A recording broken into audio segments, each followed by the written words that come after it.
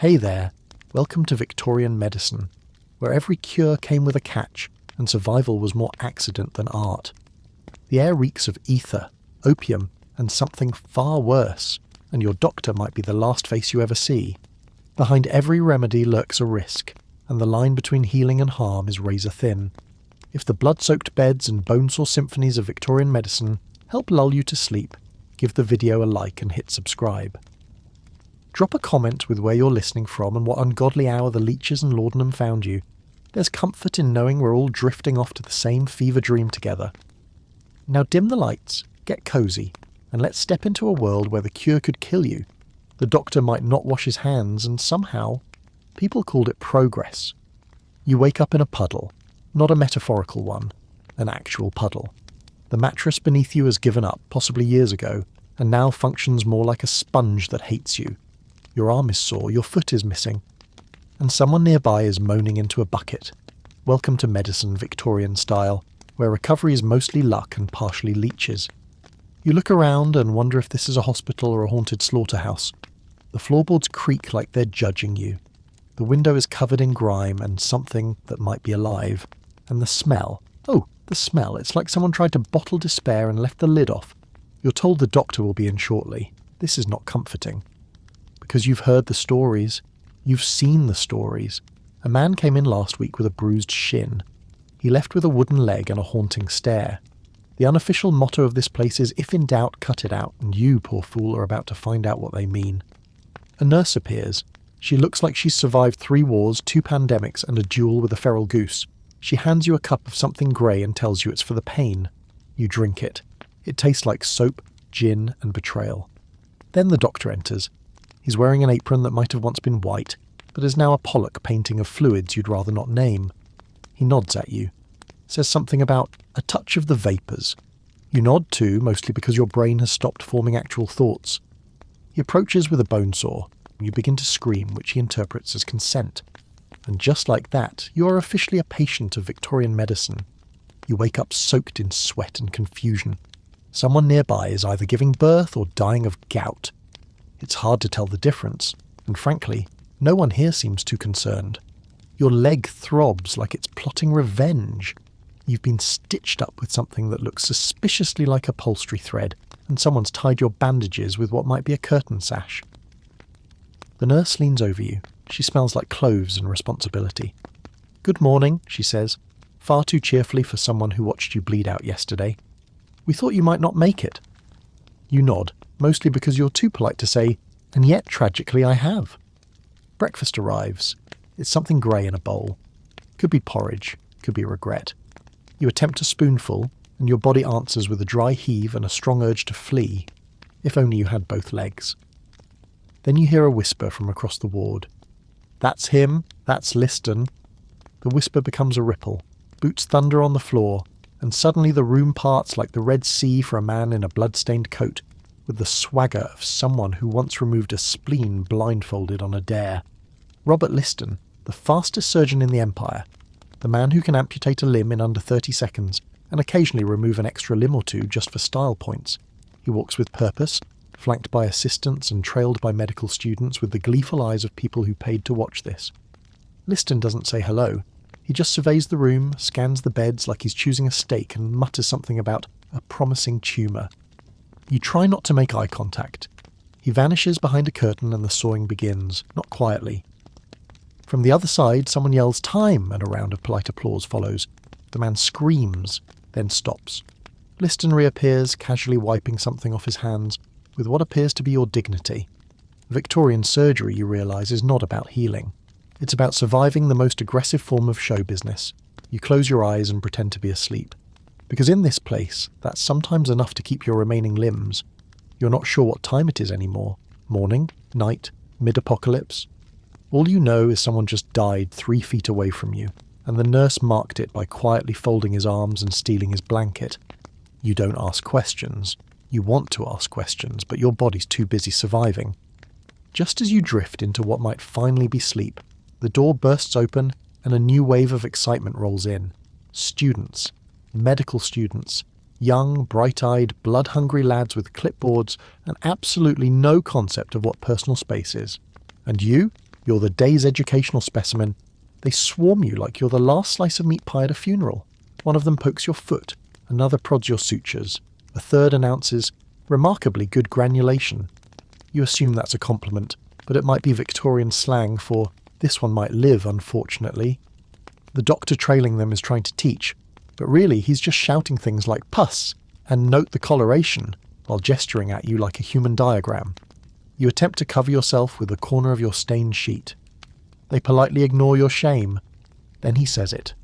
Let's take a trip to the anatomy theatre. You freeze. The anatomy theatre. That's not a metaphor. That's an actual theatre, with benches, a stage, and one very unfortunate star who's no longer among the living. They bring you anyway.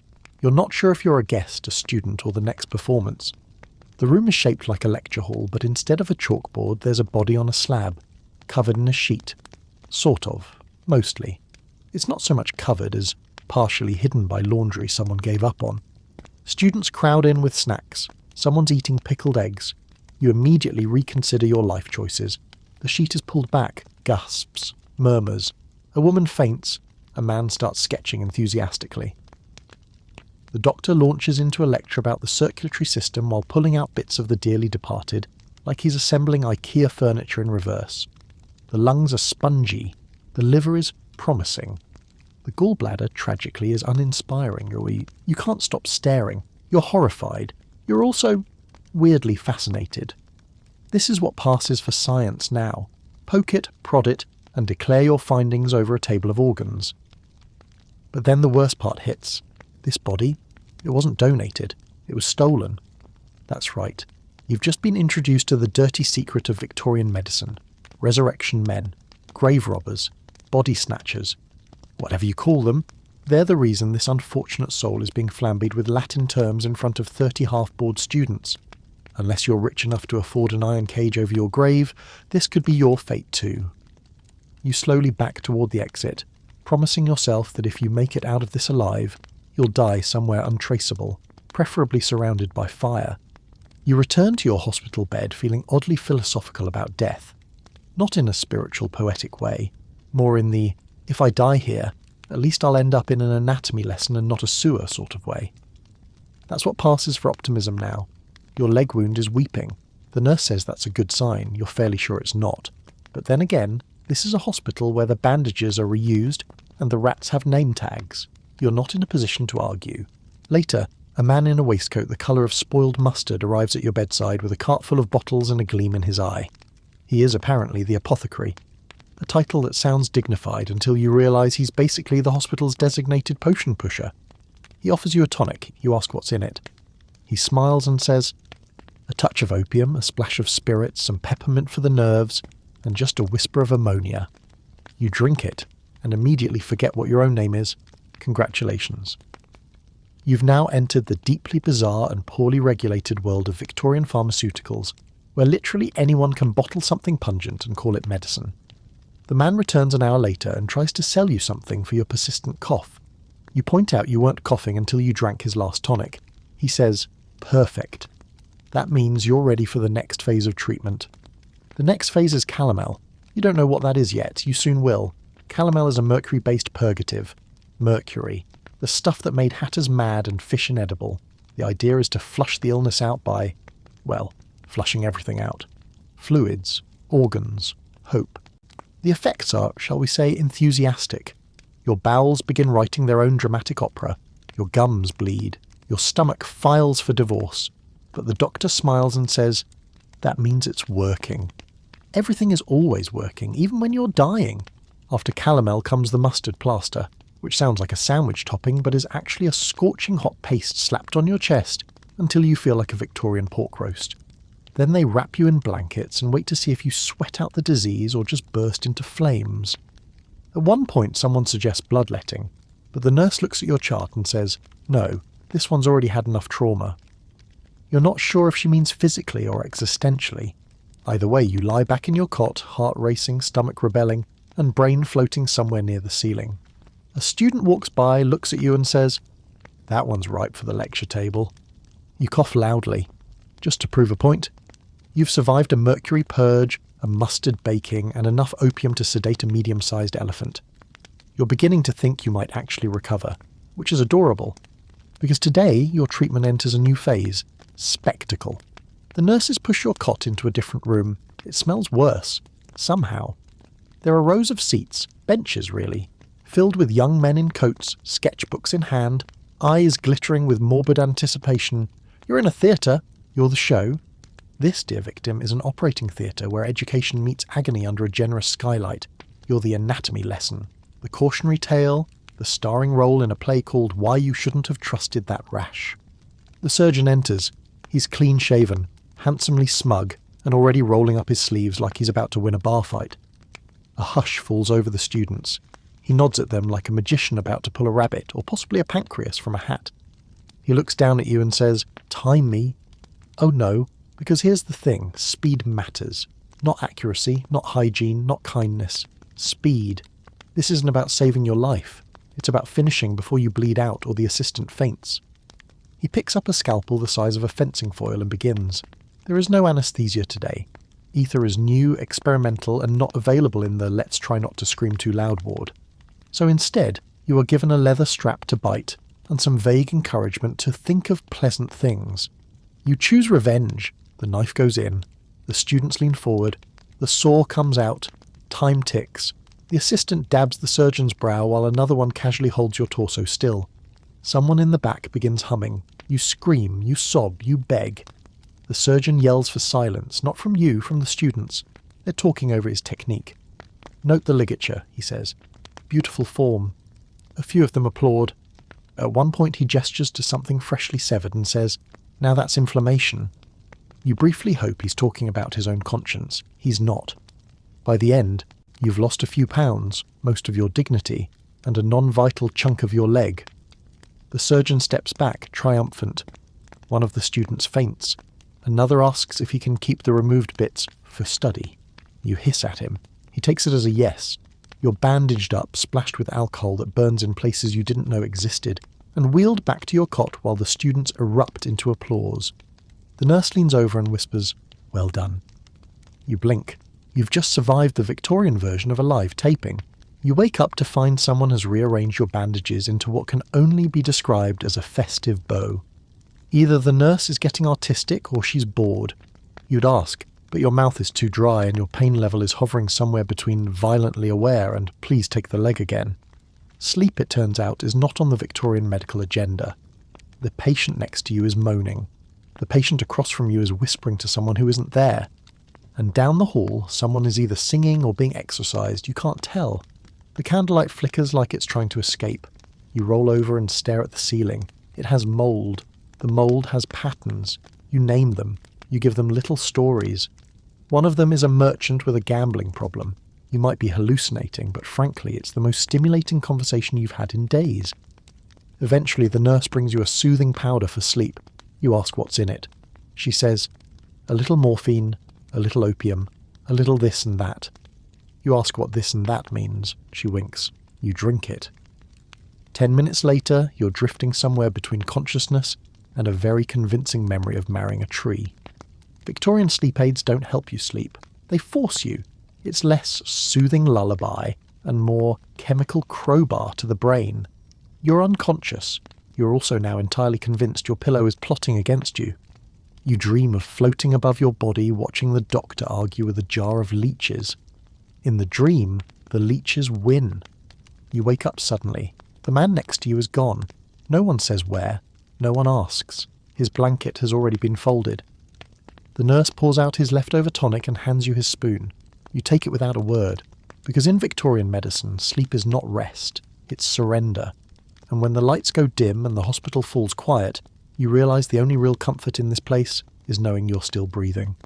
For now, the ward is quiet this morning, which means someone has definitely died. No shouting, no sawing, no students giggling over an unusually shaped spleen. Just the soft scrape of slippers and the gentle clink of surgical tools being very casually wiped down with a handkerchief that looks like it used to be someone's sock. You're sitting upright, which the nurse says is a good sign.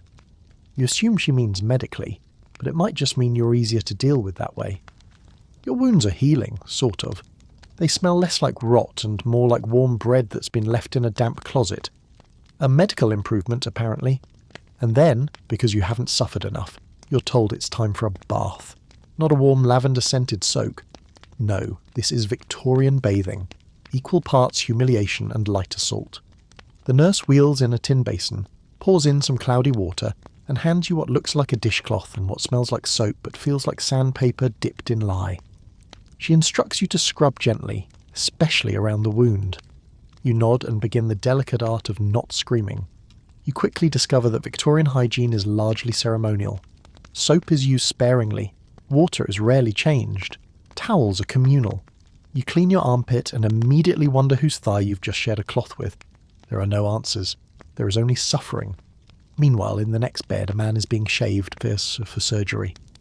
Apparently hair is considered a germ magnet, but not the surgeon's coat, which is still actively dripping from yesterday.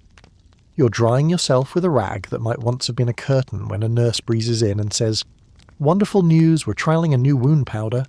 You ask what's in it. She says, "Charcoal and hope." Then she dumps a scoop onto your thigh like she's seasoning a roast. The pain is biblical. You bite your lip and say nothing, because speaking up only encourages them. That afternoon, you're treated to a lecture from a medical student who appears to be about 12. He explains that disease is often caused by imbalanced humours, and that too much black bile might be making you melancholic. You ask if he's ever seen a person recover from melancholy via leeches. He stammers. You win. Later, you overhear two doctors debating whether you need more air or less food. You suspect the answer is neither, but you're no expert. You lie back, bandaged, bathed, and mildly blistered, and try to sleep. But your body is tense. Not from fear, but because the nurse just said tomorrow's schedule includes manual stool encouragement. And if that means what you think it means, you may not survive. The day begins with a soft knock and a cheery, "Time for your movement." You pray she means relocation. She does not. Because today is the day you experience the delicate art of Victorian bowel management, which is less medicine and more coordinated siege warfare. Apparently your digestive system has become sluggish, likely due to the gallons of opiates, mercury, and whatever was in the spoon labelled bitters. The solution? Enemas, administered frequently and enthusiastically. A nurse appears armed with what looks like a pewter kettle attached to a rubber hose. You ask if it's for tea. She smiles. It is not. She hangs the apparatus on a rusty hook above your bed like it's about to perform a puppet show. Then she tells you to roll over and relax. You've never been less relaxed in your life. What follows is not an experience, it is an event. There are gurgling sounds, splashes, a moment where you briefly leave your body and observe from the ceiling like a deeply ashamed Victorian ghost. Afterwards she hands you a towel and says, "There, don't you feel better?" You don't. But your pride is now so eroded you simply nod and whisper, "Thank you." This is followed by rhubarb syrup, castor oil, and something called senna tea, which tastes like punishment and works faster than regret. By the time dinner arrives, some combination of mush and broth, you're too afraid to eat. Around you, the ward has become a battleground of digestive disasters. One man is weeping into a chamber pot, another is praying out loud. The floorboards are audibly reconsidering their life choices. Then comes the doctor, full of cheer, proclaiming that all this activity is excellent news. A functioning gut is a sign of vitality, he says, while casually adjusting a lamp that is absolutely covered in blood. He offers you a tonic to help rebalance your system. You ask what's in it. He winks and says, "Something that will keep you regular." You drink it. Fool. The rest of the night is spent in a loop of panic, movement, and wildly inaccurate aiming. At one point, the nurse gives you a wooden spoon to bite on, not because you're in pain, but because you've started screaming in 5 languages you don't know. By morning, your soul has left your body, your sheets are being burned behind the hospital, and your bowel is the only part of you that feels truly alive. And somehow that counts as progress.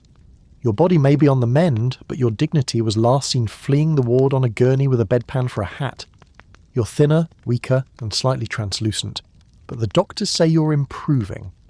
This word in Victorian medicine often just means not actively dying in front of us today. To celebrate your marginal survival, you're wheeled into a sunroom. Don't be fooled by the name. It's not a spa, it's just a part of the hospital with slightly more window and slightly less screaming. There, You're introduced to your next medical milestone, therapeutic fresh air. The theory is simple. Bad smells make you sick, therefore good smells must make you better. It's a charming bit of logic if you ignore the part where no one has washed the curtains since the Crimean War. A nurse flings open a window. The breeze rolls in, smelling faintly of coal dust, horse, and something that might be cabbage but might also be the river. "Doesn't that feel invigorating?" she chirps. You nod politely while mentally composing your will. Another patient beside you is doing breathing exercises, which looks suspiciously like just sitting there with his mouth open. A doctor walks by and declares, "Excellent lung engagement," as though the man has personally conquered tuberculosis through the power of casual inhaling. Later they bring in flowers. Some claim it's to purify the air, others just like the look. One nurse says the lavender wards off death. Another says it's to mask the smell of pus. A third quietly eats one, and you all decide to just ignore it. By now, you've begun to understand the rhythm of this place. Mornings are for survival, afternoons are for theories, and evenings are for praise rounds, where the doctor walks through declaring who looks strong, who looks sturdy, and who might not see Tuesday. You're labelled resilient. You're not sure if it's a compliment or a dare. And then someone mentions miasma. Ah yes, the great enemy of Victorian science. Bad air. Still believed by many to be the cause of all illness. Cholera? Miasma. Coughing? Miasma. Terrible marriage? Possibly miasma. The hospital has installed vents to address this. Unfortunately, they vent straight into the hallway where all the beds are, so now everyone's just inhaling redistributed disease. But it's circulating, and that counts as innovation. By sunset, you're back in bed, slightly windburned and smelling faintly of time and regret. But you're still breathing, still stitched, still mostly solid. And in Victorian medicine, that's basically a miracle. You're awoken at dawn by the unmistakable sound of someone vomiting into a chamber pot, with the theatrical flair of a Shakespearean monologue. You sigh, roll over, and immediately regret it. Your stitches protest like they've unionised, but there's no time for reflection. Today the nurses inform you, is your consultation with the physician. Not the sore-happy surgeon, not the tonic-happy apothecary. No, this is the physician, the thinker, the diagnoser, the one with the Latin vocabulary and a deeply unsettling fondness for urine. You're cleaned up, hairbrushed, and laid out like a roast about to be judged at a county fair. The physician arrives dressed like a man auditioning for the role of serious intellectual. Tall hat, starched cravat, cane, spectacles he never actually looks through. He smells faintly of paper and unresolved trauma. He sits beside you, takes your wrist, and begins the pulse diagnosis. He stares into the middle distance as if communing with the ether. "It's irregular," he murmurs. You open your mouth to ask a question. He holds up one finger and says, "Shh, your spleen is speaking." Then comes the urine inspection. A nurse appears with a glass bottle of your finest bodily efforts. The physician lifts it to the light and examines it like it's a rare vintage. "Ah," he says, swishing it. "Cloudy, slightly reddish, a hint of melancholy." You ask how melancholy got in your bladder. He says sometimes the soul leaks. You begin planning your escape. Next, he presses on your abdomen and asks vague questions like, "Do you feel distress?" And, "How is your liver's mood today?" You have no answers, only regrets. He nods solemnly and writes something in your chart that looks suspiciously like the word dramatic. He stands, snaps his notebook shut, and declares your condition to be a combination of nervous exhaustion, internal imbalance, and a troubling temperament. His prescription? A tonic of camphor, vinegar, iron, and crushed beetles, and more rest, always more rest, but never actual sleep. You thank him because everyone else is. Then he pauses at the door and adds, "Oh, and reduce excitement. It disturbs the fluids." You promise to cancel your upcoming fencing match, and just like that he's gone, swept out the door like a man who's made peace with being utterly useless, but at least eloquent about it. You lie back, newly diagnosed with nothing helpful, and wonder how anyone in this city is alive at all. You're lying in bed, pondering your soul leakage diagnosis, when a nurse announces, "You've been selected for a tonic trial." She says it like you've won a prize. You suspect it's more of a raffle from hell. The tonic arrives in a chipped glass bottle with a peeling label that reads, "Dr. Havisham's Revitalizing Nerve Elixir, for vitality, delicacy, and female complaints." You are not a woman. You are, however, desperate. You ask what's in it. The nurse says, "It's a proprietary blend," which in Victorian terms means no one knows and someone probably died making it. You take a sip. It tastes like gin got into a bar fight with a pine tree and lost. And just like that, you're revitalised, in the sense that your heart rate is now questionable, your eyes are dilated and you can hear colours. This is the magic of Victorian patent medicines. They don't fix you, they distract your body from its current complaints by introducing brand new chaos. Your cough, forgotten, your stomach, now trying to escape through your ribcage. Progress.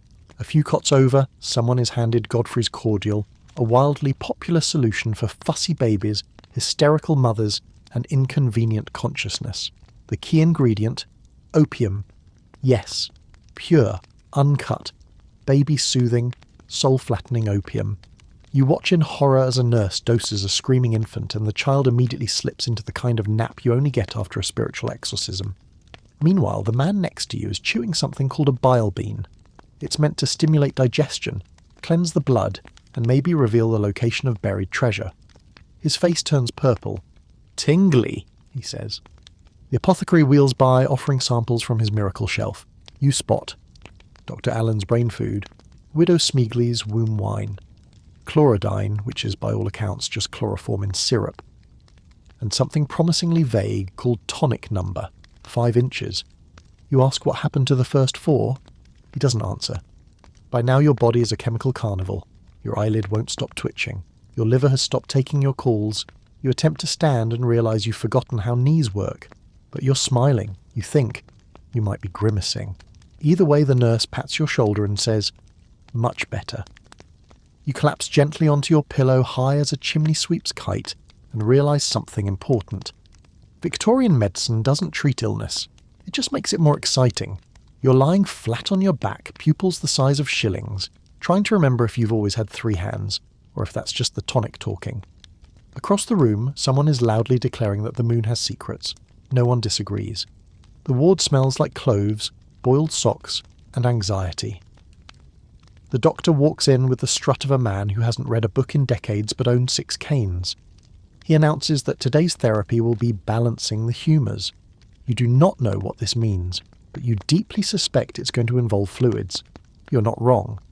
The physician explains that the human body contains 4 essential humours: blood, phlegm, black bile, and yellow bile. And when these are out of balance, things go terribly wrong. Coughing, too much phlegm, sadness, black bile, being annoyed by this entire system, clearly excess yellow bile. The solution, let's drain you. A surgeon appears holding a bowl and something sharp.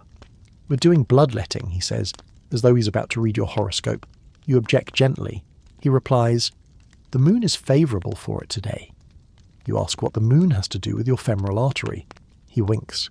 Before you can escape, they tie a tourniquet around your arm and slice open a vein like they're uncorking a vintage. Blood flows into a porcelain bowl with delicate blue flowers painted on it, because nothing says medical dignity like bleeding into dishware. After half a pint, you start to feel lightheaded. "Excellent," the doctor says.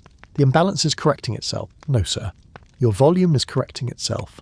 Someone next to you is having the opposite problem. He's pale and weak and clearly needs more blood. So naturally they serve him a glass of beef tea. Yes, hot, salty meat juice. The thinking is that if blood comes from meat, then drinking meat must rebuild blood." He throws up almost immediately. "That's the toxins leaving," the doctor says confidently, stepping over the puddle with practiced grace. Then someone whispers the dreaded word, leaching. You look around for a bucket of wriggling medical nightmares. You spot it. It's real. It's coming toward you. Leeches, they explain, are precision bloodletting tools. You do not care. They're wet, they're hungry, and one of them is named Albert, according to the nurse. You cry. Albert begins his work anyway. By the end of the day, you've been drained, leached, fed broth through gritted teeth, and told that your melancholia is greatly improved, though your vision now smells like cinnamon. You close your eyes. You have never been more out of balance in your life. You wake up to discover that someone has drawn a moustache on your face in charcoal. You suspect the nurse. She suspects the laudanum. No one takes responsibility. Your body feels like a half-finished quilt, stitched together in some places, unravelling in others, and oddly damp for reasons no one wants to investigate. but there's no time to dwell. Today, you're being moved. Rehabilitation ward, they say, which sounds promising until you realise it's just the same ward with fewer screams and more chairs. Here, recovery is a group project. You and a handful of other survivors, each missing a different limb, organ or general sense of optimism, are sat in a circle and told to engage in restorative activities. The first is walking. You're handed a cane carved from a tree that probably died of tuberculosis. You're expected to stroll up and down the hall. You manage 5 steps before your leg buckles, and a man with no teeth gives you a slow clap. Then comes therapeutic conversation, which is Victorian for gossip with medical supervision. You sit beside a woman who once had her spleen removed on accident. She whispers that the doctor was distracted by a pretty nurse and forgot which organ he was aiming for. You make a mental note to keep your liver quiet and unremarkable. The final activity is mental stimulation. A young man in spectacles reads aloud from a pamphlet titled The Nature of Moral Fortitude. You fall asleep somewhere between obedience and moderation. When you wake, he's still talking, and your will to live has filed for separation. Meals are now served communally. Lukewarm mush, a side of bread, and a weak broth that tastes like someone thought about vegetables near it once. Conversation over dinner ranges from, "What did they take out of you?" to, "Do you think the rats have names for us too?" One man claims he remembers the moment he died, saw a light, then got pulled back because they weren't finished amputating. Another says he once woke up mid-surgery and started reciting psalms. The nurse told him to shut up because he was off-key. By now you're aware that recovery is not about feeling good. It's about not dying loudly. As long as you can keep breathing, blinking, and occasionally muttering, "I think I'll sit now," you're considered a success story. You shuffle back to bed, sore, grimy, and emotionally beige. The good news? You're healing. The bad news? You still have 3 more tonics to drink and no memory of agreeing to any of them. You wake up with a spoon in your mouth and no idea how it got there. The nurse says you had a bit of a turn in the night. You ask what that means. She says you tried to reenact your own surgery with a bedpan and a shoehorn. You nod. That tracks. Your reward? Breakfast. You're handed a bowl of something that jiggles but doesn't ripple. The nurse proudly informs you it's beef jelly, a delicacy made by boiling cow bones into a wobbling mass of despair. It's meant to rebuild your strength. It tastes like betrayal and candle wax. But the doctors are delighted. You've reached the solid food phase of recovery.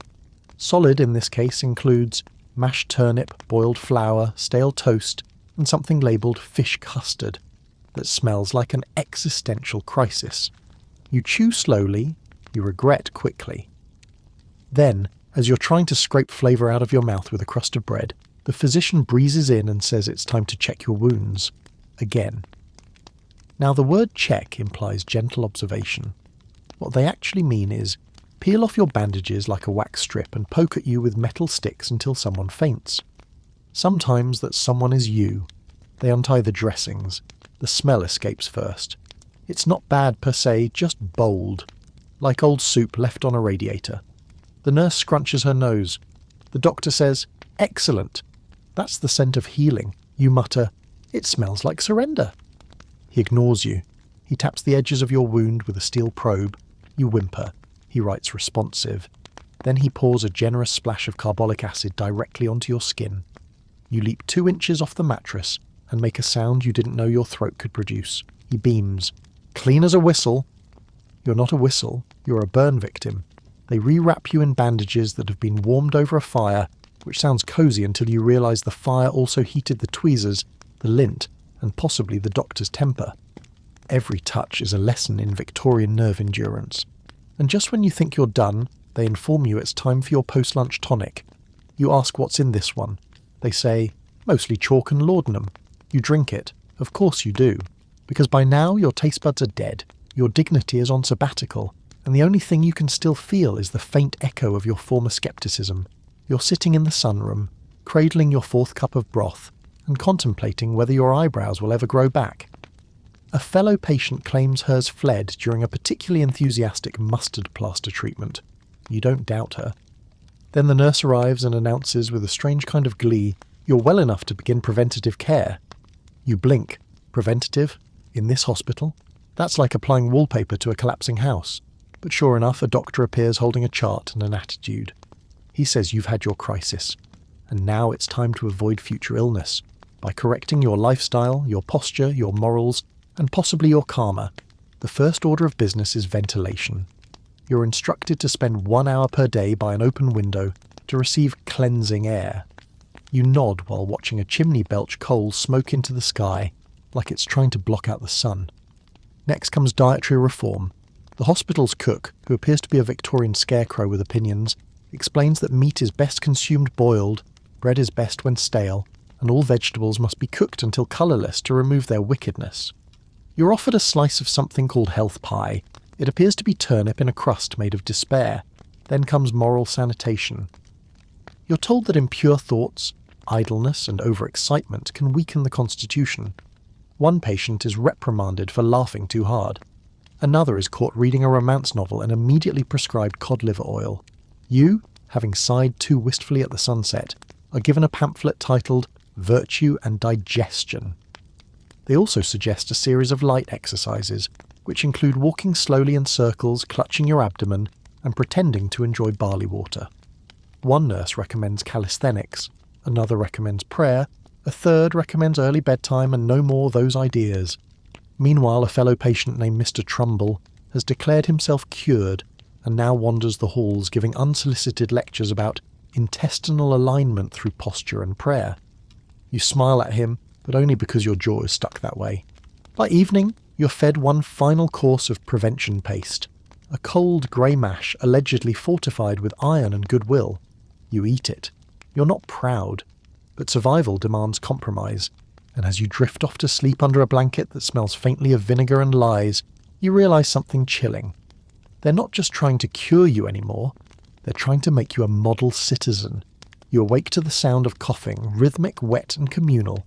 It's not just one person, it's the whole ward, like a tuberculosis symphony tuning up before the final movement. A nurse walks past, humming cheerfully. You wonder if she's immune or just in denial. Today's focus is contagion control, which is rich, considering you're currently sharing a chamber pot with a man named Horace, who's been sneezing blood since Tuesday. The doctor sweeps in dramatically and declares, "Miasma is the enemy." Everyone nods, mostly because arguing requires breath, and most of you are running low. The solution? Air fumigation. A nurse arrives carrying a brazier filled with burning herbs, sulphur, and what smells suspiciously like disappointment. The idea is that foul air causes disease, so fouler air must fix it. Smoke billows, eyes water. The man in the next bed starts hallucinating his childhood parakeet. You consider joining him. Someone opens a window. A breeze rolls in, bringing with it a new problem. The cholera ward is just across the alley. You watch a man empty a bucket directly into the gutter. You watch another man scoop from the same gutter to rinse a chamber pot. A doctor walks by and cheerfully mutters, "Circulation of fluids is vital." You're losing your will to live. Then someone mentions the contagion bell. It's rung every time a patient dies of a suspected infectious disease, which means it rings. Often. You're used to it now. It's basically the hospital's doorbell. At one point, an orderly places a red chalk mark on the wall above your bed. You ask what it means. He says, "Just procedure." You ask what kind of procedure. He says nothing and walks away. You suddenly develop a sense of urgency. Later, you're brought a protective tonic, a mixture of vinegar, camphor and hope. You drink it. You immediately regret it. The nurse insists it will strengthen your humours and fortify your aura. You're not sure what that means, but your esophagus feels like it's doing algebra. The man across from you dies quietly. The nurse covers him, marks the bed and turns to you with a smile. "You're still here," she says brightly. You nod. Just barely. Because in Victorian medicine, survival isn't guaranteed. It's just slightly more likely than not. And that's enough to earn you a second helping of vinegar tea. You're sitting up in bed, sipping your third cup of vinegar-flavoured regret, when a nurse breezes in and announces, "You're being transferred to outpatient care." This sounds promising, until you realise it means you're being discharged. Not because you're fully healed, but because they need the bed. For someone sicker or deader. You're handed a paper slip with barely legible instructions, half of which are stained with something brown and deeply suspicious. It says things like, "Avoid strenuous thought," "Do not provoke your liver," and "Apply poultice as needed," see attached diagram. There is no diagram. You're also handed a discharge tonic, a farewell gift of sorts. It's a thick syrup labelled Doctor, Mender's celebrated convalescent cordial. Ingredients: alcohol, quinine, glycerin, possibly beef. It tastes like a dentist's drawer. Your belongings, by which we mean a blanket, a spoon, and 3 unopened tonics you've been too afraid to ingest, are tied into a bundle with twine. You stand slowly, wobble heroically, and make your way to the hospital gates like a war veteran in a soap opera. The nurse pats your back and says, "Mind the fog. It's particularly damp today." You nod. Your lungs are mostly soup at this point. What's a little weather? The city greets you with its usual charm: smoke, soot, shouting. Somewhere nearby, a horse coughs harder than most of the patients in Ward C. You limp down the street toward your boarding house, or what you hope is still your boarding house, and try not to think about the word relapse. You pass a poster that reads, "Are you weak, pale, easily startled? Try Dr. Blenkensop's Marvellous Life Extract." It features a drawing of a woman with glowing cheeks and suspiciously enlarged eyes. You keep walking. You've learned your lesson. Then you stop, because the apothecary window is gleaming in the fog. And there it is, your old friend, Liston's Lightning Elixir, now available in lemon. You laugh, out loud. People stare. You don't care, because you've survived amputation, mercury, bloodletting, and beef tea. You've been leech-bitten, tonic-sickened, and acid-splashed. You've stared death in the eye and asked it for a second opinion. And now you're walking under your own steam, half-stitched, fully haunted, and vaguely radioactive. You turn your collar up against the wind and mutter the truest phrase you've ever spoken. "I need a nap, a bath, and possibly an exorcism." You return home, or rather to the drafty boarding room that now passes for your sanctuary, with all the grace of a man who's recently fought both death and mustard internally. The wallpaper is peeling, the bed is lumpy, and you've never been happier to see it. You drop your satchel of foul-smelling tonics on the floor with a splat. You sit, you breathe, you wince, because your stitches are pulling, your spleen is sulking, and your remaining nerves are considering unionizing. You spend the first night out of the hospital attempting to sleep through the haunted symphony of Victorian London. Dogs barking, foghorns groaning, someone yelling "she took the spoons" into the street at 3 a.m. Classic ambience. By morning, your recovery instructions begin to haunt you. Chief among them, continue treatment at home, which is laughable, since home treatment basically means DIY medicine. With a hint of accidental poisoning, you unwrap your wound. It smells like cheese. You sprinkle some dried herbs on it and hope for the best. That's medicine now. Then comes the first visit from your neighbourhood healer, a woman named Mrs. Dibble, who wears 12 shawls and refers to every ailment as a coldness in the gut. She offers you a tincture made of yarrow, turpentine, and hope. You drink it. You briefly forget the alphabet. Later, the local doctor stops by for a private consultation. He asks you to describe your symptoms. You say, "I no longer fear death." He nods and prescribes iron pills and a daily walk through a churchyard. You assume the proximity to graves is part of the therapy. Next, your landlady insists on applying onion poultices to your chest. "It draws out the phlegm," she says. You try to explain that your lungs are fine. She hisses and slaps a steaming onion compress on your sternum anyway. You smell like a tavern stew for the rest of the week. You also receive a letter from the hospital. It reads, "We hope your condition has stabilised. In the event of relapse, please return during daylight hours." You fold it gently and set it on fire, and so your days fall into rhythm. Drink strange liquids, apply foul-smelling plasters, bathe once a week if you're lucky, and try not to reopen your stitches while sneezing. That's recovery, Victorian style. But somehow you're still here. Wounded, yes. Traumatically seasoned, absolutely. But breathing. Which is more than you can say for the jar of leeches you forgot to return. You've survived surgery, tonics, enemas, and unsolicited onion compresses. You've bled in public and hallucinated in private. And now, you must face your most cunning enemy yet. Victorian dentistry. Your tooth has begun to throb. Not politely. It's sending messages. Morse code, possibly. The pain is spreading to your jaw, your temple, and, you swear, your spiritual essence. So you do the reasonable thing. You walk to the local dental surgeon because you hate yourself just enough. The sign outside reads, Mr. B. Crindle, dental mechanic, surgeon, and licensed extractor. You don't know what licensed means in this case, but you suspect it's self-declared. The waiting area consists of one rickety chair and a bowl of teeth. Not a joke. Just loose teeth. Like mints, but discouraging. You're called in. The room smells like cloves and generational trauma. Mr. Crindle is wearing an apron, a monocle, and the cold, distant expression of someone who's emotionally bonded with his forceps. You explain your symptoms. He taps your jaw with a metal instrument that looks like it came from a medieval torture exhibit. You scream involuntarily. Aha, he says, an irritated root. You ask if he can numb the area. He laughs, not in a comforting way, in a we don't do that here way. He opens a drawer and pulls out what appears to be a hardware store's worth of pliers. You ask if he has a smaller one. He says this is the smaller one. You're told to tilt your head back and think of something pleasant. You try to imagine fresh bread.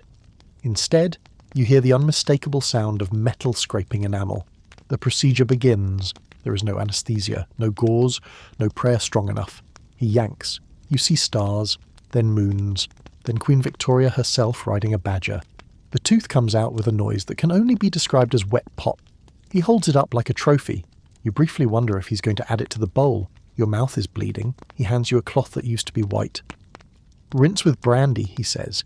If you don't have brandy, scream into a towel.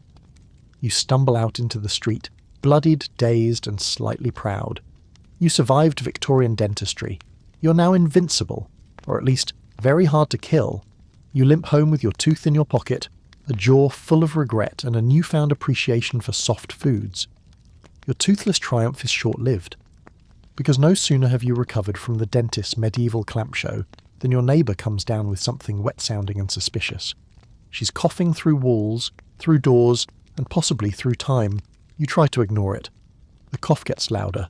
Within days, the entire boarding house is under medical alert. The landlady, who once bragged she hadn't taken ill since the Great Comet of 1811, suddenly collapses over a bowl of gruel. A doctor is summoned. He examines her, smells her breath, and announces, "It's likely typhus, or possibly inconvenient timing, we'll observe." The house is locked down. The doctor begins a ritual of fumigating each room with burning herbs and vinegar-soaked rags, all while muttering phrases like, "The pestilence favours warmth," and "A good sweating may eject the evil." You're not reassured. They hang camphor sachets around your neck. They scrub the banisters with what smells like vinegar and cat. They line the windowsills with garlic. You're now part of a homegrown quarantine, designed by superstition and held together with twine. People start whispering about quarantine flags. No one wants one. A red flag means plague. A yellow one means fever. A black one means you are very much not having visitors. You consider hanging up your laundry just to confuse people.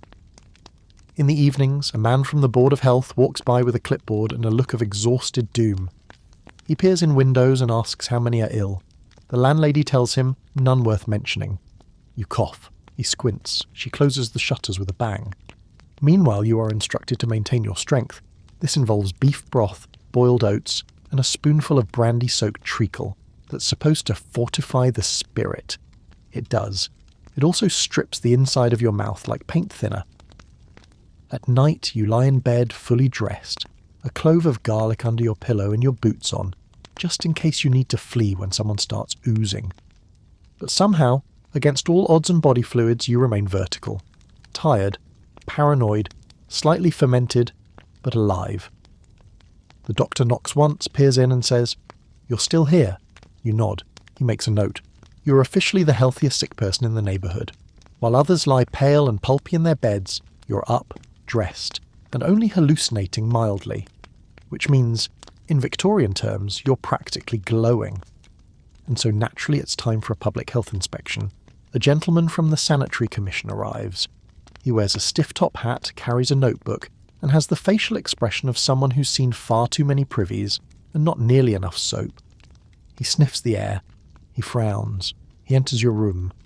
He asks personal questions like, "Do you sweat excessively?" and "How often do you evacuate?"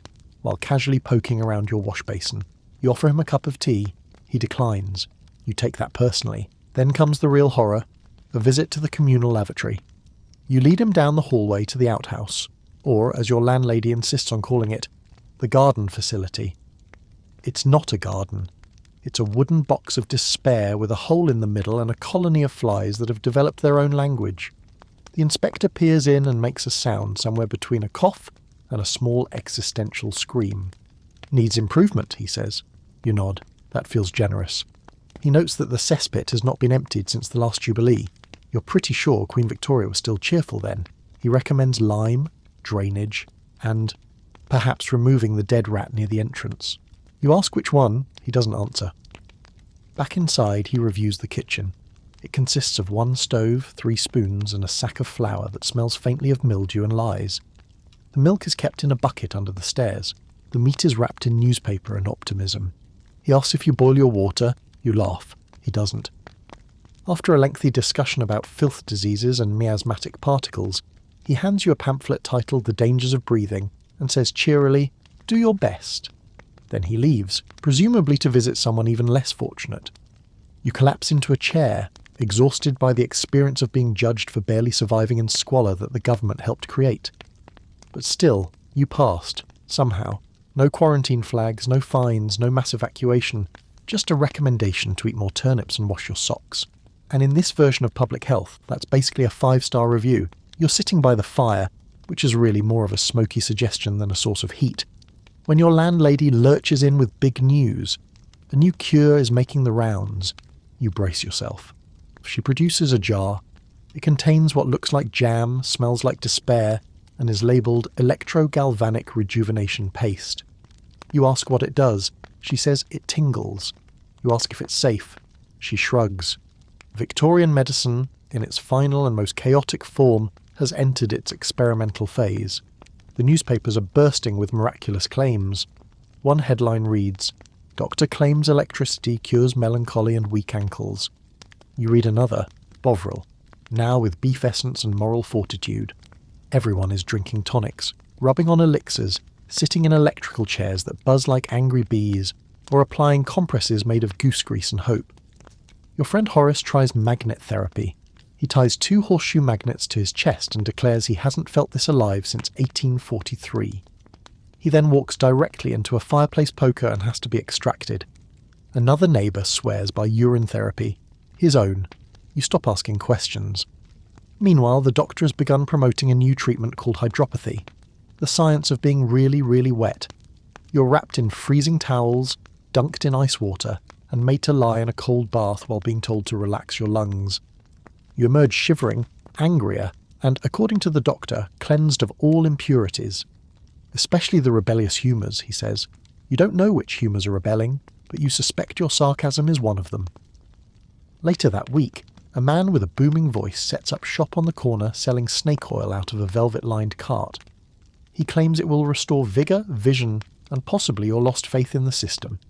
His assistant demonstrates by cartwheeling across a table. You buy a bottle, you drink a teaspoon, you see God. She looks disappointed, and so here you are. One leg slightly numb, liver possibly relocated, but still, miraculously, breathing. Surrounded by buzzing machines, glowing tinctures and remedies that might be poison, perfume, or both. And yet, something has shifted. You're not exactly cured, but you're still standing. Which, in Victorian medicine, makes you a medical marvel. You've done it. You've endured bloodletting, bone sores, mustard poultices, experimental jam, recreational electrocution, and one regrettable leech named Albert. You've lived to tell the tale, or at least grown it from your bed with theatrical flair, and now you are officially recovered. The doctor says so, with a smile that suggests either pride or mild indigestion. He declares you robust. The nurse claps softly. Someone in the back mutters, "God help them all." You're handed a final paper. Discharged. Sound of body, moderate of mind, fit for light labour and continued breathing. You ask what comes next. They tell you to get some fresh air, eat nourishing foods and avoid excitement. You limp outside. London greets you with a carriage splashed to the face, a pickpocket attempt, and the smell of 20,000 unwashed chimneys. You nod. Yes, this tracks. You try to follow their advice. You eat some boiled cabbage. It rebels. You take a gentle stroll. Your lungs immediately protest. You lie down for a nap. You wake up to find your landlady trying to apply another onion compress, just in case. You decline, politely, with a broom. Weeks pass, your wound scabs, your scar itches. Your leg functions at 70% capacity, which still qualifies you for a warehouse job and 2 marriage proposals. You begin walking with a cane, not because you need it, but because it adds drama. One day, as you're sipping tea and pondering whether or not your liver has forgiven you, someone knocks on your door. It's Horace. He looks radiant, glowing even. "I've started bathing weekly," he says proudly. "It's changed everything." You nod, impressed and horrified, because now you understand. You're not just a survivor. You are the new standard. You've lived through the most unintentionally lethal medical system in modern history, and you've come out the other side stitched, scorched, and vaguely radioactive, but upright. People ask how you did it. You just smile and say opium, mostly, and spite. And as the fire crackles gently, the fog rolls back in, and the gaslights flicker one by one across the city, you finally close your eyes. You rest. And for the first time in months, you don't dream of vinegar, blades, or leeches with names. You just sleep. Like the strangely alive, barely functioning, medically improbable Victorian legend that you now are. You've survived the surgeon's saw, the chloroform fog, and the bone-splintering reality of a Victorian hospital bed. But if you truly want to understand medicine in the 19th century, you'll need to step back, peel off the bloody apron, leave the hospital ward behind. Because medicine in this era wasn't just practiced, it was sold, preached, politicised, and often completely faked. This is no longer the story of one patient in one room. This is the story of a society, a culture that wrapped snake oil in silver labels and sold it with a grin, of charlatans with top hats and liver tonics with cocaine, of brilliant progress tangled in superstition, class and capitalism. Welcome to the other side of Victorian medicine. In the grand circus of Victorian life, few acts dazzled the public quite like the medical huckster. He arrived with a wagon, a painted sign, and a booming voice that promised salvation. No license, no problem. All he needed was confidence, a catchy jingle, and something vaguely brown in a bottle. The 19th century wasn't just the birth of modern medicine. It was the golden age of medical fraud. Patent medicines exploded across Britain and America with all the subtlety of a brass band on fire. These weren't humble herbal teas. They were cures-all. They cured nerves. They cured hysteria. They cured indigestion, baldness, cancer, heartbreak, and occasionally life itself. Did you have a cough? Try Godbold's vegetable balsam, gonorrhea, Clark's blood mixture, bad dreams. A nice swig of laudanum would do. Many of these potions were sold under reassuring names: tonic, elixir, remedy, each more vague than the last. And what was actually in them? That depended on the day and the salesman. Alcohol was popular, especially in women's tonics, a socially acceptable way for a housewife to knock herself out by tea time. Opium was even better, soothing babies and nerves in equal measure. Cocaine made its way into toothache drops. Arsenic was sold for pale skin. Mercury promised to clear syphilis and most of your internal organs. There were no safety tests, no ingredient lists, no government oversight.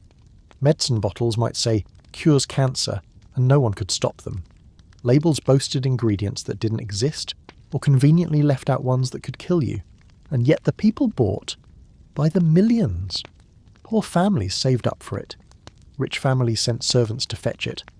Entire sections of newspapers were filled with wild, illustrated ads for miraculous health potions. The sales pitch was irresistible. Fast, painless, universal healing, all for a shilling and a little faith. Behind many of these concoctions were large-scale operations. Factories churned out pills by the ton. Travelling troupes performed public testimonials in town squares. Actors hired to faint on stage and then spring up shouting, "I can walk again." It wasn't just sales, it was theatre. Some even had before and after drawings.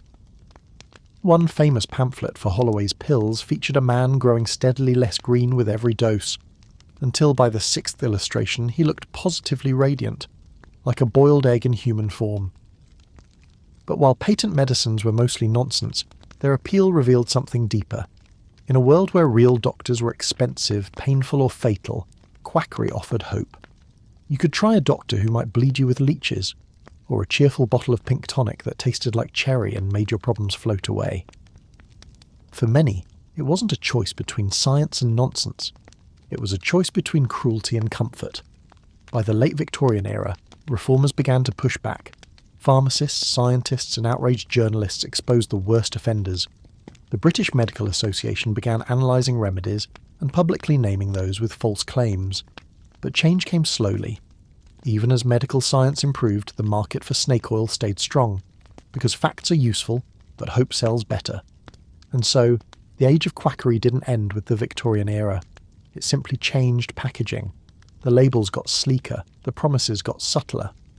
But if you've ever seen a wellness tea promising detox, or a vitamin mix claiming to balance your aura, then you've met the ghost of Victorian medicine, smiling behind the label, still selling dreams in a bottle. Even as reformers began to expose the fraud and folly of medicine by bottle and brochure, another revolution was quietly taking shape. One that didn't come in a vial or wagon, but in a dress. For centuries, the realm of medicine had been almost entirely male, dominated by men with beards, beakers, and an unwavering belief that female anatomy was best left to poetic metaphors or whispered panic. But the Victorian era saw the first cracks in that wall, and through them stepped women who were not content to faint decoratively at the sight of blood. They planned to treat it. Their battle began not in the hospital but in the lecture hall. Universities slammed their doors shut. Medical schools scoffed. Even when women managed to gain admission, often through loopholes or sheer persistence, they were met with open hostility. Professors refused to speak to them. Male students hissed, jeered, or walked out in protest. Simply attending class was a form of rebellion. Yet some persisted. Elizabeth Garrett Anderson clawed her way into the profession by passing exams through the Society of Apothecaries, an organisation that hadn't yet thought to explicitly ban women. Sophia Jex-Blake led a group of female students known as the Edinburgh Seven, who were denied their degrees despite completing coursework alongside their male peers. These women didn't just want to heal, they wanted legitimacy. And that meant enduring ridicule, legal roadblocks, and endless letters to frowning bureaucrats. Still, medicine was a battlefield where some doors opened more easily than others. Women were allowed, sometimes even encouraged, to practice in areas deemed suitably feminine. Pediatrics, midwifery, and women's health were considered appropriate because they aligned with nurturing instincts. Never mind that these same instincts were conveniently ignored whenever women requested higher pay or professional respect. Ironically, it was childbirth, the most ancient of female duties, that highlighted just how far the profession had drifted from women's hands. Midwives had long attended births, bringing with them folk knowledge, herbal remedies, and a calming presence born from experience. But now, male doctors were intruding, armed with forceps, chloroform, and a confidence not always matched by competence. Hospital births, once rare, became fashionable among the wealthy. But this shift didn't always mean better outcomes. Infection rates were higher, interventions riskier, and pain, which had once been seen as a spiritual test, was now a battleground of moral debate. Even pain relief wasn't simple. Chloroform and ether were available, but many doctors withheld them from labouring women, claiming that suffering was part of female virtue, or worse, divine punishment. When Queen Victoria famously used chloroform during childbirth in 1853, public opinion began to shift. If the monarch could opt out of agony, why couldn't everyone else? But approval was slow to trickle down. Working-class women still endured their labours in silence, in crowded tenements or under the indifferent gaze of male doctors, who saw childbirth as an obstacle, not a miracle. And the midwives who once guided them were pushed aside, branded unscientific, even dangerous, often by men whose sterilisation practices involved wiping their hands on their trousers and hoping for the best. So while the Victorian era gave us women doctors and medical heroines, it also gave us a troubling paradox. The more medicine became professional, the fewer women were allowed to practice it. Progress came, but only through locked doors, shattered reputations, and scraped knuckles. And behind every medical advancement was the shadow of a woman told to stay in her place, who chose instead to stitch wounds, catch babies, and rewrite the future in ink and iodine. While women fought for their place in the world of medicine, another force quietly dictated who lived, who suffered, and who died. Money. In Victorian Britain, the difference between surviving an illness and becoming a footnote in a parish death register often came down to class. Medicine might have paraded itself as a noble science, but it was, in many ways, a luxury item. and the poor could rarely afford the price tag. For the wealthy, illness was inconvenient. For the poor, it was catastrophic. A gentleman could summon a doctor to his bedside with a silver bell and be treated in the comfort of velvet-draped rooms, with warm compresses, fresh linens, and the illusion of control. His physician would arrive in proper coat and waistcoat, bearing a bag of polished instruments and the reassuring scent of tobacco and cologne. Whether the treatment worked was secondary. It looked respectable. It felt medical. But for the working classes, medical care was neither elegant nor prompt. In fact, it was often indistinguishable from punishment. The sick poor were sent to workhouse infirmaries, which were less hospitals and more holding pens for the unfortunate. Crumbling wards stank of sweat and lie. Nurses were underpaid, undertrained, and sometimes drunk. There were no curtains, no privacy, and often no real treatment, just a cot, a crust of bread, and the faint hope that someone would notice when you stopped breathing. The class divide wasn't just about access, it shaped perception. A wealthy patient who died was a tragedy. A poor one was statistics. Doctors wrote more carefully in journals when their patients had titles. Medical experiments, however, were often reserved for those with none. Poor patients, especially women, were poked, prodded, and bled in the name of science with little explanation and even less consent.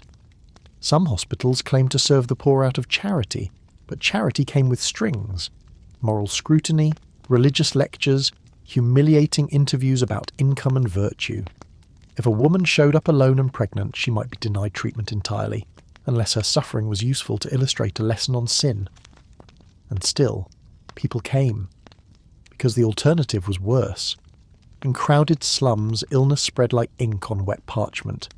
One coughing child could take down a building. With no real ventilation, no clean water, and toilets that doubled as landmarks, diseases like cholera and typhoid thrived.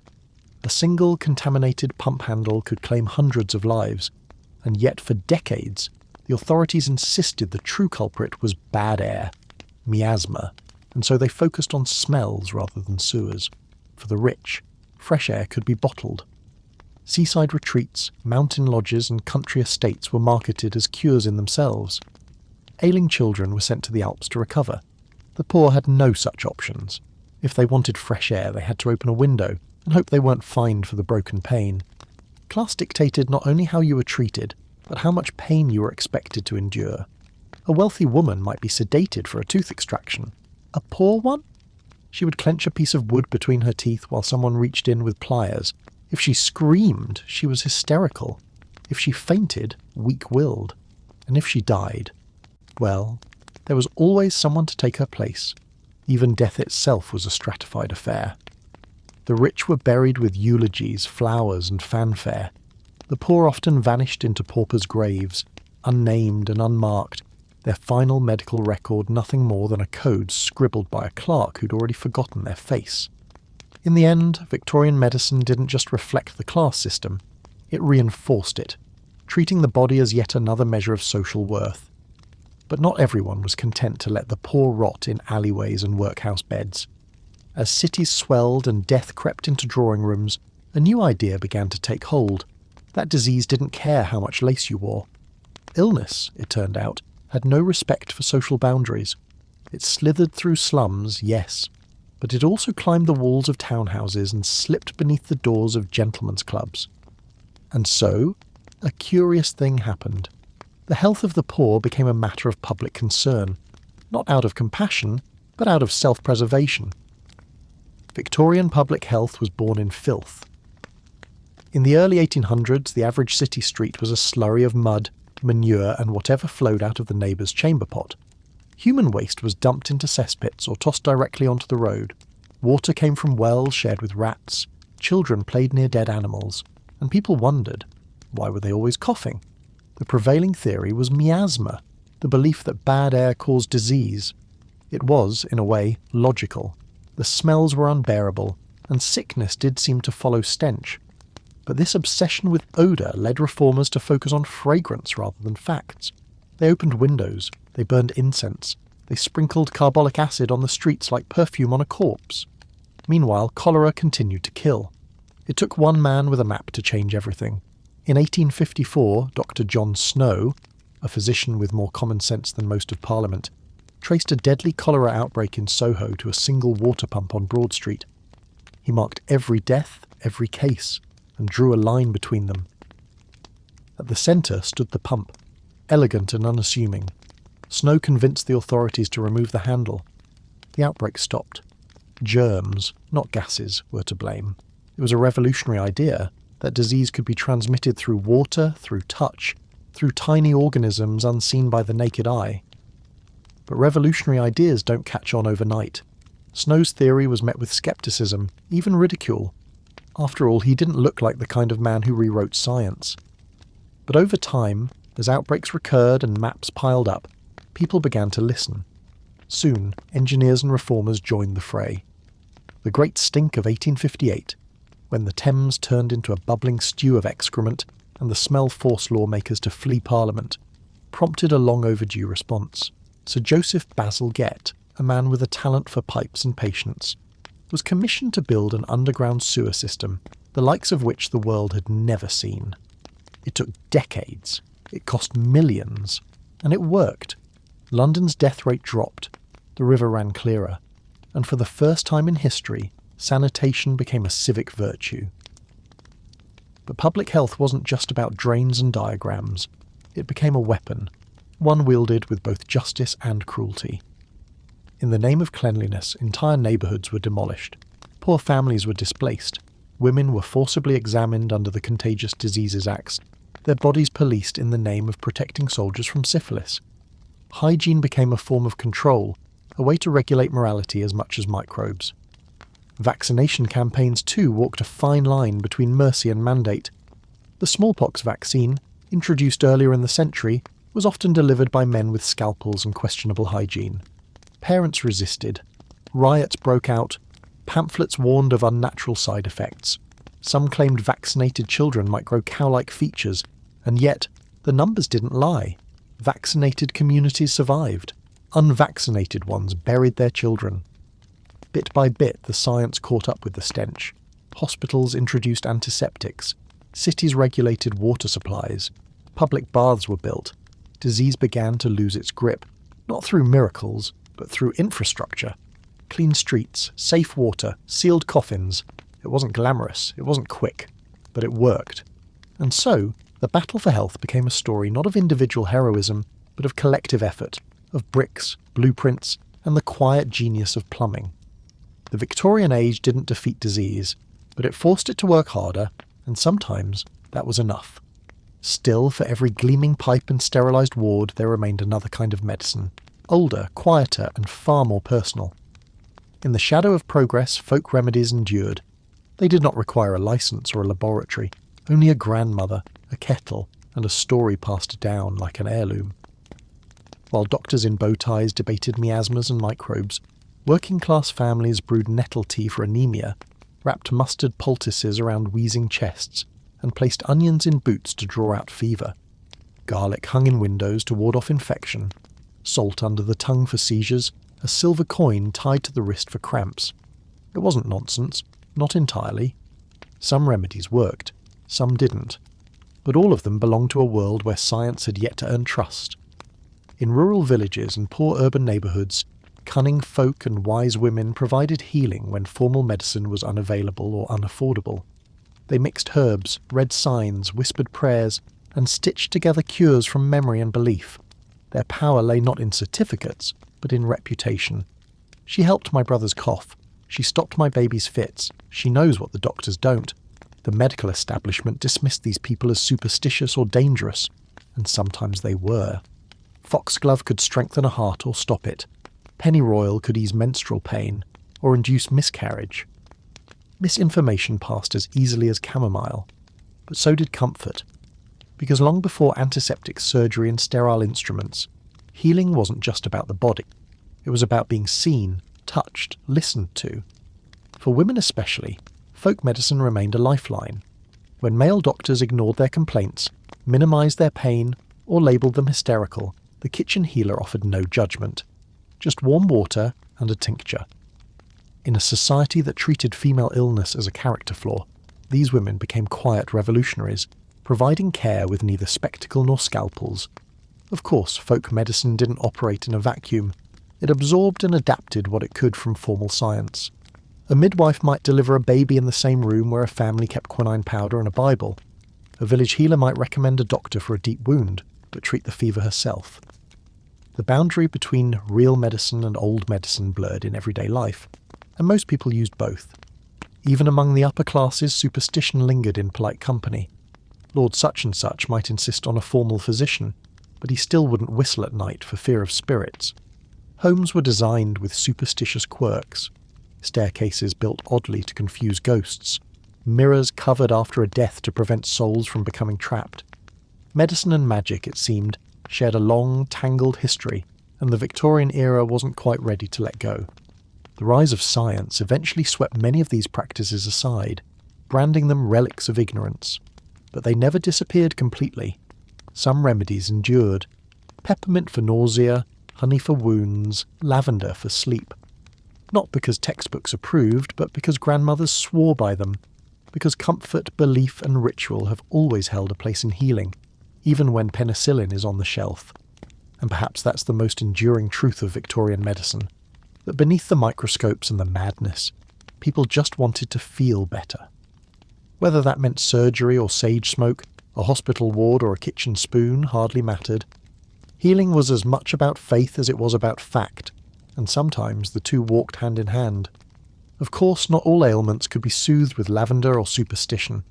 Some pains were too sharp, too urgent, too bone-deep to ignore, and nothing inspired dread quite like a toothache. In the grand theatre of Victorian suffering, dentistry took a starring role, a show of agony performed in back rooms, kitchens and high streets, where the tools were simple and the screams were free. There were dentists, yes, or at least men who claimed to be. Some were trained, many were not. In an era before formal dental qualifications were required, anyone with a chair and a strong grip could advertise extractions. And advertise they did. Posters promised painless tooth removal with gas, elixirs, or, more often, pure optimism. Travelling tooth pullers set up shop at markets and fairs, performing extractions like circus acts. A trumpet, a grin, and a yank. For those who could afford it, a dental visit involved ornate surroundings, perhaps a parlour or surgery with velvet drapes and a reassuringly polished brass spittoon. But even there, comfort was largely ornamental. Anesthesia was unreliable. Chloroform might be used, or it might not be. More commonly, the patient was told to grip the arms of the chair and hum loudly to mask the sound of their own shrieking. Toothbrushes, when used, were often communal in large families. A shared stick of bristles passed around like a prayer.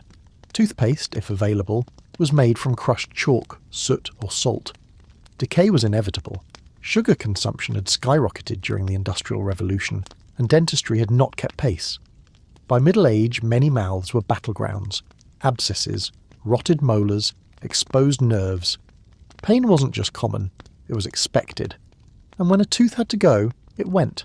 No x-rays, no numbing gels, just a pair of pliers and a practitioner who might also moonlight as a barber or a butcher. If it snapped mid-extraction, well, that was simply more to dig out. Infection was common, so was fainting, and yet people kept showing up because they had no choice. Dental pain is relentless. It doesn't wait politely for science to catch up. For the very poor, there was no dental care at all, only self-surgery. People removed their own teeth with pliers, knives, or hammer and nail. A common domestic item in many households was the family tooth key, a twisted iron instrument designed to gouge out teeth at home. There are stories of children standing on their father's chest to get better leverage. It was barbaric, yes, but cheaper than a visit. And then there were the dentures, those grisly marvels of Victorian engineering. Early false teeth were made from ivory, porcelain or metal. But the most prized were real human teeth, harvested from corpses. Sometimes they were bought from grave robbers, sometimes pulled from the mouths of fallen soldiers on battlefields. The so-called Waterloo teeth became infamous after the Napoleonic Wars. You could wear a dead man's smile and count yourself fashionable. Dentures were ill-fitting, clumsy and prone to slipping mid-sentence. Some were held in place with string, springs or sheer hope. Still, they were a mark of respectability. A full set of white teeth, even borrowed ones, suggested refinement. Never mind the whistling, the lisping or the ever-present danger of launching your molars into someone's soup. It's easy to laugh now, but in Victorian times, dental agony was a rite of passage. There was no fluoride, no floss, no mercy. A smile was either a luxury or a lie, and most people went through life with clenched jaws, blackened gums, and the knowledge that every bite might be their last painless one. And so, the mouth became another place where class, pain, and science collided. A gentleman could wince with dignity in a velvet chair. A washerwoman might scream into a rag while her neighbour pried her jaw open. Either way the tooth came out, the pain went on, and dentistry, that strange and stubborn cousin of medicine, marched forward with blood on its boots and porcelain in its pockets. If the Victorian mouth was a sight of horror, then the Victorian medicine cabinet was its dark twin, a place where healing and harm shared a shelf. In an era before regulation, before warning labels, before the idea that drugs might be dangerous, the apothecary's shop stood proudly on every corner. A little bottle, a pleasant label, a promise. That was all you needed to turn suffering into sales. The pharmacist, or chemist as he was often called, was part doctor, part magician.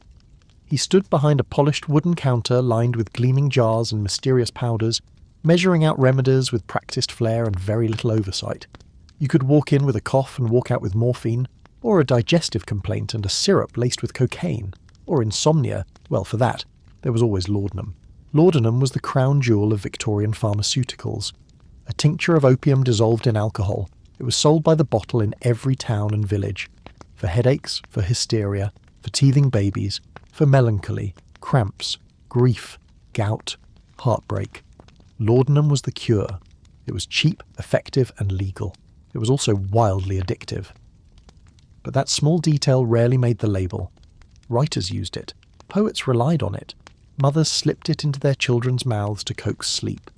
Laudanum was considered no more dangerous than tea, provided you didn't take too much.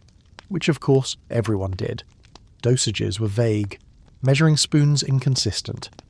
And when tolerance built, patients simply took more. There were stories of women consuming entire bottles a day, their minds clouded, their bodies failing, while doctors gently adjusted the prescription and sent them home. And opium wasn't alone. Cocaine made frequent appearances, especially in tonics and lozenges. Marketed as a stimulant, it was used for everything from hay fever to depression. It sharpened the mind, brightened the mood, and numbed the face, literally and metaphorically. Bayer, the company later known for aspirin, once sold a proud little product called heroin. It was advertised as a non-addictive alternative to morphine. Spoiler, it was not. There was arsenic too, a favoured ingredient in skin tonics. A little arsenic water brightened the complexion, softened the skin, and helped women achieve that fragile, luminous glow so prized in polite society. Just enough to look like a porcelain doll. Not enough to drop dead. Usually. Mercury remained a popular choice for treating syphilis. It didn't cure the disease, but it made patients sweat, salivate, and slowly dissolve from the inside out, which at the time was considered a promising start. Strychnine appeared in tonics for digestion and stamina, often in doses just shy of fatal. Belladonna, a deadly nightshade, was used to dilate pupils and enhance beauty. The line between medicine and poison was less a rule and more a polite suggestion. And still, people kept swallowing. Because it wasn't just about trust, it was about desperation. In a world where surgery was terrifying and hospitals were death traps, the bottle offered a private kind of hope. You could take your medicine in your own home. You could pretend it was working. You could believe you were in control. The chemist became part of daily life. He was the quiet man with answers, the provider of sleeping draughts and stomach powders, the unlicensed therapist behind a cloud of camphor and menthol. He sold not just drugs, but dignity. A headache could be treated without fainting in a doctor's office. A troubled child could be calmed without shame. A grieving mother could dull the ache just long enough to get through dinner. But behind the polished glass and gentle tones, danger brewed. Addiction was common, though rarely acknowledged. Families watched as loved ones faded slowly under the weight of daily medicine. And when they died, it wasn't scandal, it was misfortune. She had a weak constitution. He was always nervous. No one blamed the bottle. They simply refilled it. It wasn't until the 20th century that pharmaceutical regulation began to take shape. Laws were passed, labels were required, ingredients were standardized. But by then, the damage had been done. Victorian drug culture had already left its mark, not just on the body but on the psyche. It taught people that healing could be bottled, that relief could be purchased, that anything with a cork and a Latin name must be safe. And in many ways, we never fully unlearned that lesson. As the chemist measured powders behind his counter, and families swallowed laudanum by the teaspoon, something else was happening inside the walls of hospitals and medical schools. Slowly, awkwardly, medicine was beginning to professionalise, no longer content to be a generalist with a jar of leeches and a vague sense of anatomy. Victorian doctors began dividing the human body like territory on a map. New specialties emerged, new hierarchies formed, and with them came new ambitions and new egos. The rise of specialisation wasn't sudden, nor was it smooth. But by the mid-19th century, the old model of the all-purpose physician was beginning to crack. Some doctors focused their practice on specific organs or systems, the lungs, the nerves, the womb. Others built entire reputations on a single technique or operation. Hospitals, once chaotic catch-alls for the poor and dying, became sites of education, experimentation, and prestige. Surgery, once considered a brutal craft practiced by barbers and butchers, began to rebrand itself as a science. The introduction of anesthesia and antiseptics allowed for longer, more complex procedures, and with them, a new class of surgical celebrity. Men like Joseph Lister championed cleanliness and method. Others built their names on speed, spectacle, or sheer bravado. The operating theatre became exactly that, a theatre. Patients unconscious, spectators perched on wooden benches, scalpels flashing beneath gaslight. At the same time, new disciplines emerged. Paediatrics offered a focused approach to children's health, though many still saw infants as miniature adults in need of smaller doses. Neurology sought to unravel the mysteries of the brain, though with frequent detours into phrenology, mesmerism, and wildly unscientific speculation.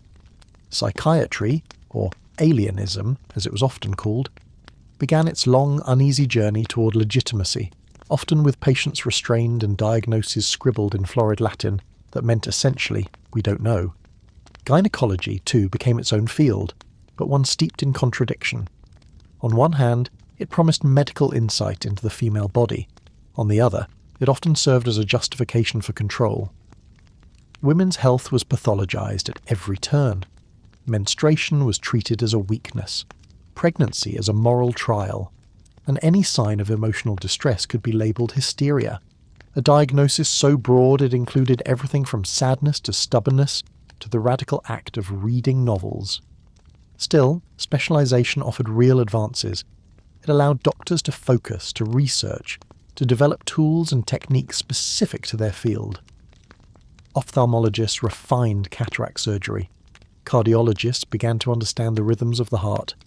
Dermatologists mapped the skin like explorers charting new continents. And as each specialty grew, so too did the hospitals that housed them. Medical schools expanded, journals proliferated, conferences gathered men, and occasionally women, from around the globe to share findings, argue theories, and quietly judge each other's mutton chops. For the first time, medicine felt like a calling, not just a trade. Doctors dressed the part.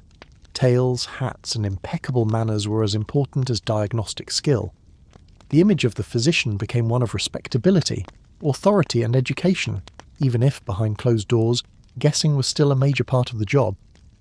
But this new professionalism had its price. As medicine specialised, it also stratified. Doctors separated themselves not only from quacks and folk healers, but from each other. Generalists were looked down upon. Midwives were dismissed. Nurses were expected to obey, not question. The hospital, once a place of chaos, became a place of hierarchy. Orders flowed downward. Blame flowed upward. And patients, they were increasingly viewed not as people, but as puzzles. Wards filled with the smell of carbolic acid and ambition. Students crowded around cadavers and surgical tables. Charts replaced conversations. Treatment became process. And while outcomes did improve, survival rates slowly climbed, especially among the wealthy. Something was lost in the process. Compassion became clinical. Bedside manner became optional. And as each body part was assigned to a specialist, the whole person sometimes vanished. Still, the Victorian age laid the groundwork for the medicine we know today. Messy, miraculous, and perpetually evolving. It taught doctors to focus, to test, to doubt, and if it also taught them to posture, to compete, and occasionally to forget their patients beneath piles of case notes, well, progress rarely comes without a little arrogance. Even as hospitals refined their wards and doctors drew lines between the lungs and liver, another part of the human body remained uncharted, unsettling, and largely misunderstood: the mind. If the stomach could be treated with chalk and the bones with saws, then what of despair, delusion, the urge to scream for no reason at all? Victorian medicine answered this question not with compassion, but with locks, keys, and a padded cell. Mental illness in the 19th century was not treated, it was contained. And the place for containment was the asylum, those looming red brick monuments to both hope and horror. On the surface, they were called hospitals for the insane, places of rest and recovery. In reality, they were often holding pens for the inconvenient, the traumatized, and the merely misunderstood. The definitions of madness were flexible, too flexible. Women who mourned too long were sent away. So were wives who defied their husbands, daughters who refused to marry, and mothers who screamed during childbirth. Melancholia, hysteria, nervous collapse. These were not diagnoses, they were judgments. And once those judgments were made, they were difficult to reverse. Commitment could be as simple as a signature. A husband, a brother, a local official, anyone with authority and a reason could arrange it. And once inside, the patient ceased to be a citizen. Their letters might be intercepted, their protests ignored. Their freedom became a matter of medical opinion, which often depended less on science and more on whether the doctor had been properly shaved that morning. Treatments were rarely gentle. Cold water therapy was a favourite. Long baths in icy tubs meant to shock the madness out of the body. Rotational therapy involved strapping patients into chairs and spinning them rapidly, sometimes for hours, to realign the humours or exhaust the brain. Some were isolated in dark rooms. Others were restrained for days, hands bound, ankles tied, mouths gagged. Not for punishment, but for order. Calm was the goal. Silence was the cure. Moral management, a popular theory at the time, preached kindness and discipline in equal measure. It was based on the idea that patients could be guided back to sanity through structured routines, clean surroundings, and appropriate behaviour. On paper, it sounded progressive. In practice, it often meant forced obedience, infantilization, and the constant threat of isolation. And then there was phrenology, the charmingly absurd idea that a person's mental health could be read by feeling the bumps on their skull. Phrenologists mapped the human head like a lunar surface, assigning moral traits to lumps and grooves. A bump above the ear might indicate aggression, a dent in the forehead, laziness. It was pseudoscience, of course, but wildly popular. It gave the illusion of diagnosis without the burden of understanding. Not all asylums were cruel. Some truly aimed for reform, education and humane care. A few even succeeded for a time. But resources were scarce, staff were overwhelmed, and the broader culture viewed mental illness not as an affliction but as a stain. To be mad was to be failed. To be mad was to be feared. For women, the asylum was especially treacherous. Their bodies and minds were pathologized as a single, unstable system. The uterus, doctors claimed, wandered the body like a lost spirit, causing hysteria wherever it went. Emotional outbursts, sexual desire, political opinions, all potential symptoms of uterine mischief. The cure, confinement, silence. In some cases, even surgical removal. And yet, despite the cruelty, the asylum did offer something rare in Victorian life: acknowledgement. To be admitted, however harshly, was to be seen. To be told, however imperfectly, that your suffering was real. Many people, broken by poverty, grief, or trauma, entered the asylum as a last resort. A place to disappear, yes, but also a place to stop pretending. Some recovered, some didn't. Some were buried behind the walls, their names recorded in ledgers, their stories ended in dust. The asylum, like all Victorian institutions, was a contradiction. Part sanctuary, part prison. It reflected a world desperate to understand the mind, yet terrified of what it might find. In the end, the greatest madness of all may have been the belief that illness could be cured by control, that a troubled mind could be straightened out like a spine or lanced like a boil. And while medicine continued to divide and specialize, to cut and label and prescribe, the human soul remained as ever difficult to diagnose. If the mind was a mystery to be locked away, the body at least could be opened. And opened it was with increasing regularity, intensity and enthusiasm. Victorian surgery was not for the faint of heart, nor for the slow of hand. It was a world of speed and spectacle, where a scalpel could make you famous, or a few extra seconds could make you a killer. Before antiseptics, before anaesthetics, before even the idea that hands should be washed, surgery was performed as fast as humanly possible. Pain was not managed, it was outrun. The best surgeons were known not by their delicacy but by their record times. Amputations in under 2 minutes, tumour removals in 90 seconds. A surgeon who hesitated risked a screaming patient, a gushing artery, and a room full of panicked onlookers. Because yes, there were onlookers. The operating theatre was exactly that, a theatre. Patients lay conscious on blood-stained tables while rows of students, doctors and interested gentlemen watched from above. The smell of carbolic and flesh, the clink of instruments, the sweat pooling beneath the surgeon's collar as he reached for the bone saw. This was not a private ordeal. This was performance medicine. Anesthesia changed everything, slowly and not without resistance. The introduction of ether in the 1840s was revolutionary, but many doctors hesitated. Some believed pain was necessary, even beneficial, that it strengthened the soul or provided useful diagnostic insight. Others simply didn't trust the new drugs. Ether made patients vomit. Chloroform, introduced soon after, sometimes killed them, but when Queen Victoria requested chloroform for the birth of her 8th child, the tide turned. If it was good enough for the crown, it was good enough for the uterus. Still, the early days of anaesthesia were risky. Dosages were inconsistent. Delivery methods imprecise. Patients sometimes woke up mid-surgery, screaming into the gas-soaked rag. Others slipped into permanent unconsciousness. But those who survived were grateful, or at least unconscious enough to miss the part where their leg was being sawn off. Even more transformative, though equally misunderstood at first, was antiseptic surgery.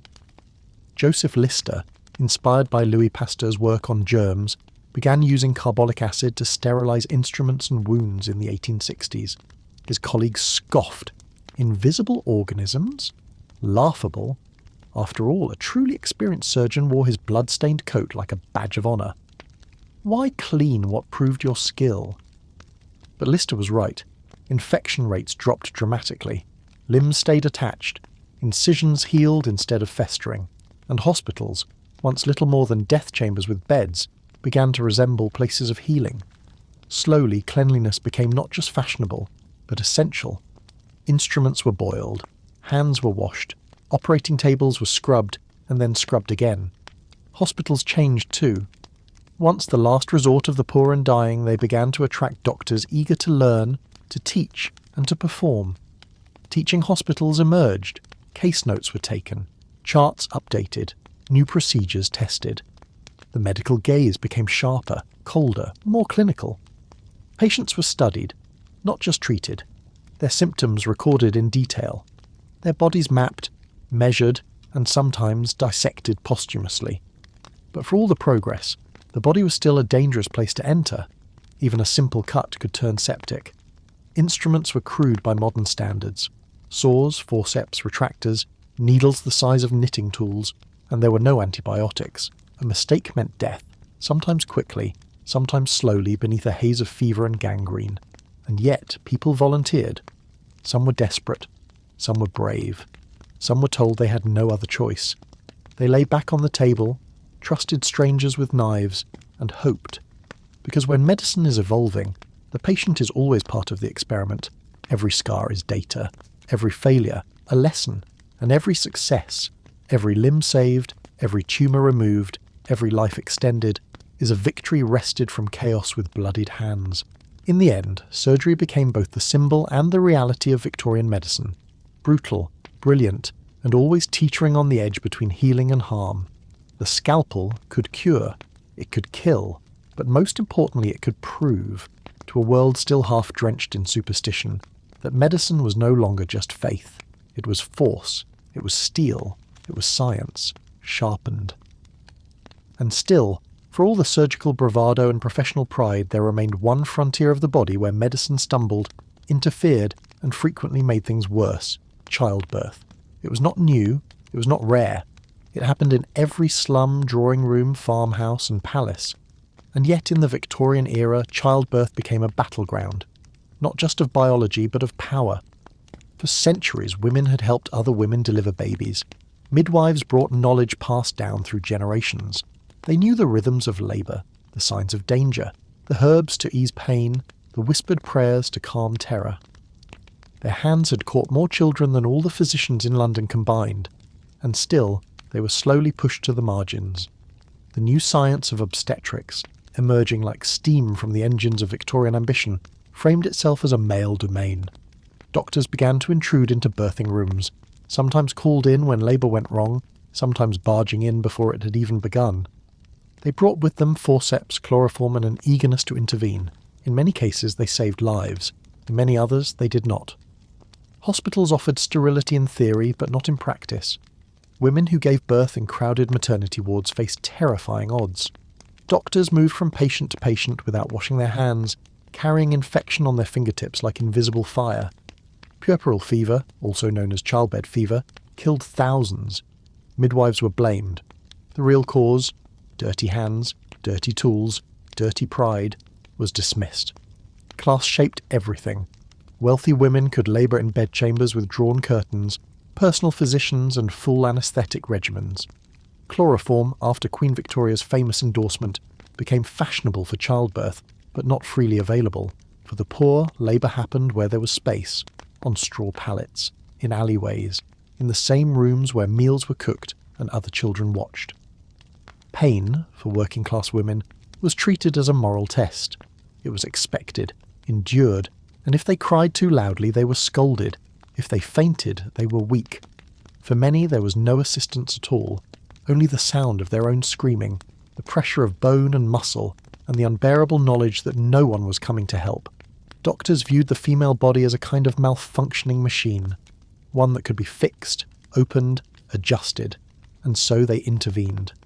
Forceps were used aggressively, incisions made hastily, uterine surgeries attempted by candlelight. Anesthesia, when available, was sometimes withheld out of concern that women would succumb to moral weakness. It was better, some said, to feel the pain and be grateful. And still, babies came. Still, women died. And still, the medical journals were filled with debates over instruments rather than outcomes. Midwives who protested were called ignorant. Women who questioned were called ungrateful. The doctors held the pen, the women, the pain. But not all women were silent. Some, like Elizabeth Garrett Anderson and her contemporaries, fought for better maternal care. They opened clinics, trained nurses, and demanded reforms. They argued that childbirth was not a disease to be conquered, but a natural process to be supported. Their efforts planted seeds. Some would grow, some would be trampled. But the push for dignity in birth had begun. By the end of the Victorian era, childbirth had not become safe, but it had become visible, it had become political, and in that visibility there was the beginning of change. Because once a thing is seen, it can be challenged. Once a voice is heard, it cannot be fully silenced. Victorian medicine, in all its grime and glory, did not heal everyone. It did not save every child. But it began, in its awkward, arrogant, blood-soaked way, to try. And for the women who laboured in silence, and the midwives who were pushed aside, it is worth remembering. They were medicine too. And now, as the last tonic bottle is corked, and the gas lamps flicker low over feverish beds, I hope this quiet descent into Victorian medicine has lodged somewhere in your thoughts, like a splinter, or perhaps a well-meaning dose of arsenic. You've wandered hospital halls where screams echoed off stone, where blood dried on aprons, and where healing was often more dangerous than the disease. But now it's time to rest. The chloroform has worn off, the surgeon's saw is silent, and for tonight our tale exhales its final breath. If you're still awake, congratulations. You've survived another grim chapter of history. Hit subscribe so we can descend into another dark corner of the past tomorrow night. And as you drift, the soft crackle of the fire will carry you deeper, far from the scalpel's edge and safely into sleep.